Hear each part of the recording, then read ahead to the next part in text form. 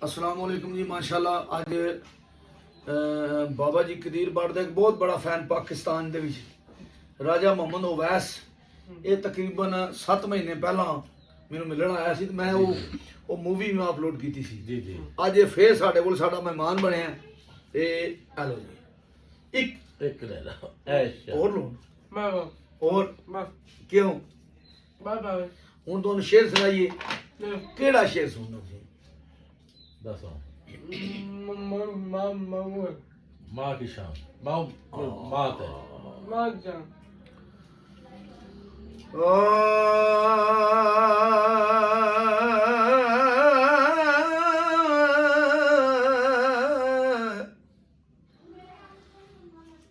पाई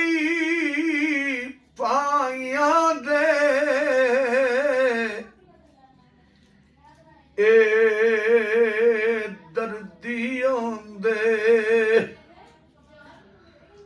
पाई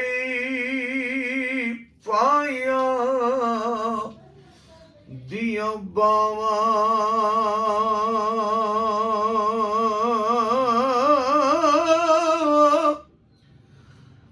बाप सिरा दे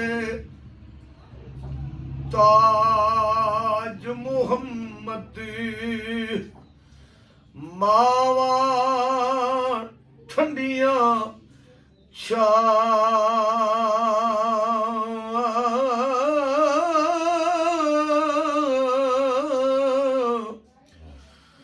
बाप सिरा दे ए ताज मुहम्मद ते मावा ठंडिया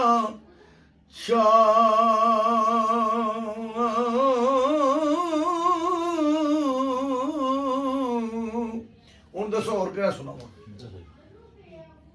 टूट गई यार बिछोड़ा दे रात इस बच्चे की वालदा जी है 2 साल पहले फौत हो गई है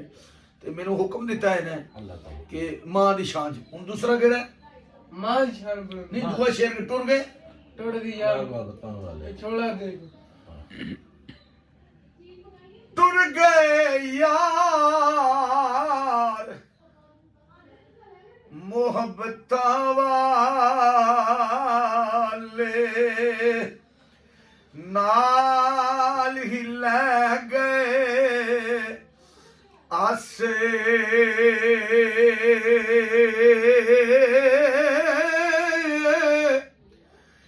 दिल नहीं लगदा यार मुहम्मद हुण जाइए केड़े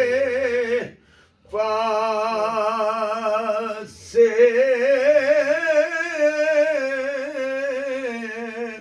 और दसो दसिया माल शान बाबा पूरी नहीं मियां साहब दा शेर दसो मियां साहब ने दस ना मियां साहब दे पर केड़ा शेर तुहानू याद है कोई याद है कोई बाबा जी देखो जी